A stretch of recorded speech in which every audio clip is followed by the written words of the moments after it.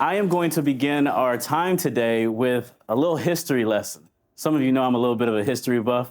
We're going to start with a brief history lesson, and we're going to start with this gentleman right here. Back in 1888, this man, he started a small business, and their focus at the time was imaging and film.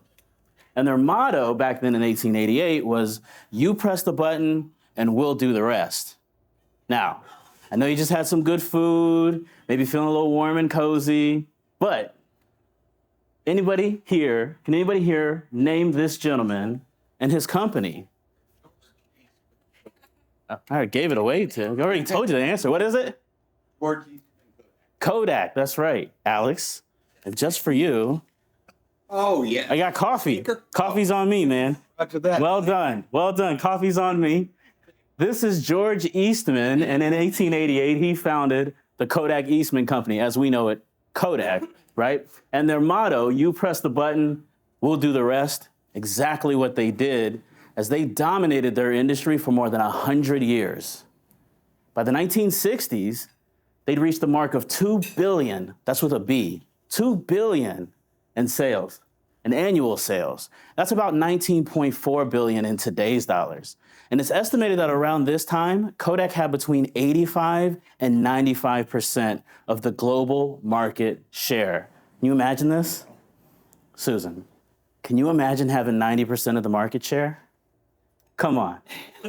These guys were absolutely killing it.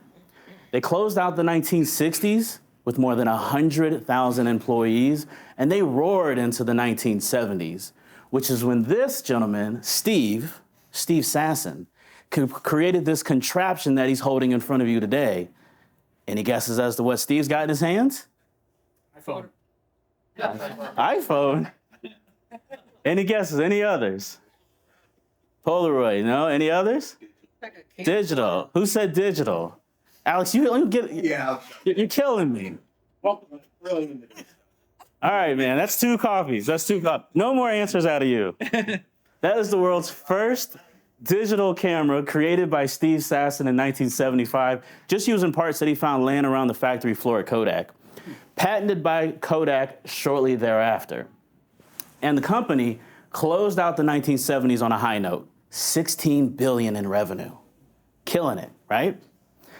But it was right around this time, late 70s, that Kodak made a critical decision in the direction that they wanted to go with their business.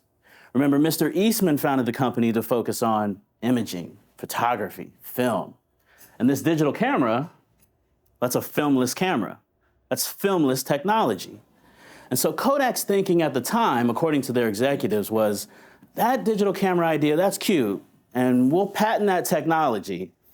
But maybe we don't tell everybody about it. We want to focus on the imaging and the film side of the business.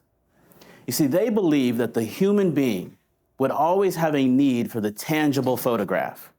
They felt that we would always desire to collect memories and print them out, put them in photo albums and frames, and put those up on the wall to show off to our friends and our family, and quote, that would never change. This is what we looked like back in the 1980s, people. Just deal with it. Just lean into it. They believed that this would never change. But as we moved into the 80s and 90s, competitors like Fujifilm and Sanyo, well, they came into the market and they started to eat away at that market share that Kodak had been holding on to for so long. And in the year 2012, Kodak filed for bankruptcy because they didn't see the shift in technology that was quite literally directly in front of them. Now, this same year, 2012, another company, this one focused on allowing its users, its customers, to share digital images with their friends and family. This company named Instagram sold to the Facebook group for $2 billion. Now, if only there had been an established company, an organization that had a base of users and customers who loved collecting memories and sharing those memories with friends and family. And if that organization had communicated that message with them effectively, what might have been of Kodak today?